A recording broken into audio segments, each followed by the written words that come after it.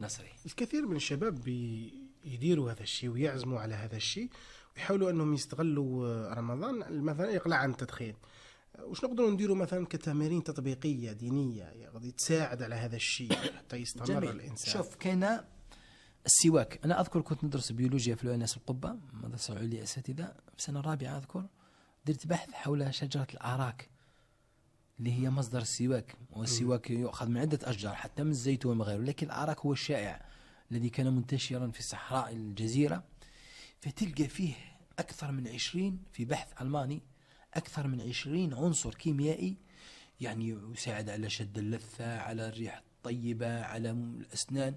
يعني فعلا قال النبي عليه الصلاة والسلام، والحديث رواه البخاري معلقا: السواك مطهرة للفم مرضاة للرب. وزيد كان حديث آخر في البخاري: ولا خلوف فم الصائم، يعني كان رائحة. السواك لما بيكون طبيعي، مش اللي فيه نكهة من باب الفقه يعني وإلا يولي مفطر، كيكون طبيعي. قال الراوي: رأيت النبي صلى الله عليه وسلم ما لا أحصي يشوص فاه بالسواك وهو صائم. السواك فرصة لتعويض ذلك، تلك السيجارة. مثلا الزنجبيل ليس فقط في رمضان، الزنجبيل ما تقدرش تستهلكه وانت صايم، في الليل. الطيب القرنفل، هذه أشياء معوضات، لأن الطبيعة ما تقبش بالفراغ فعلا. والإدمان يحتاج إلى بديل. من باب الواقعية نقول لما لا. أنا أعرف واحد بن عمي بطل دخان بوهج بالعلك. علك حار مليح، يستبدل كل ما بطل الشمة يعني. على بالك هما كيدير الشمة تولي تحرق هنا، ذيك الحرقة يتلذذ بها. هيا دير الحلاوة الحارة ولا دير العلك الحار القاسح هذاك تاع الخارج وكذا. فنقول شيء قاله ابن القيم، قال: أقسم، قال: والله لا يجد الإنسان فقد شيء تركه لله.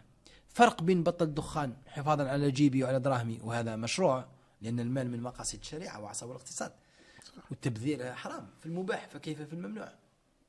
لكن عندما أتركه لوجه الله تعالى، بعد أن أسمع أن علماء الدنيا من الفقهاء حكموا بتحريمه، فأقول: كيف أنا أدفع مالا لأعصي المولى جل وعلا؟ كيف يضحك علي صانع التدخين وهم يكتبون التدخين مضر بالصحة على العلبة؟ ما لك كيف تحكم؟ وأين عقلك؟ قادر يقول لي واحد: الشيخ أنت عمرك ما شميت، ما دخنت، ماكش عارف السلطة نتاعو. معليش راني عاذرك، لكن أعطيتك بديل، أعطيتك التقوية النفسية. ديجا أصلا أنت راك صايم طيلة النهار، هك قدرت، إذا تستطيع. I can do، أستطيع أن أفعل هذا. لماذا أنت من 6 ولا من 6 ل7 راك بدون تدخين؟ على بالي بعضهم يكون موجود هكذا فعلا. الله أكبر، الله أكبر معه. شفت؟ فعلا. فمفروض أنا في تقديري المتواضع أنك استطعت أن تتركه 7 أو 8 أو 10 ساعات، بإذن الله تستطيع أن تتخلى عنه وتستقل عنه، لأن الإدمان اسكلافاج، عبودية.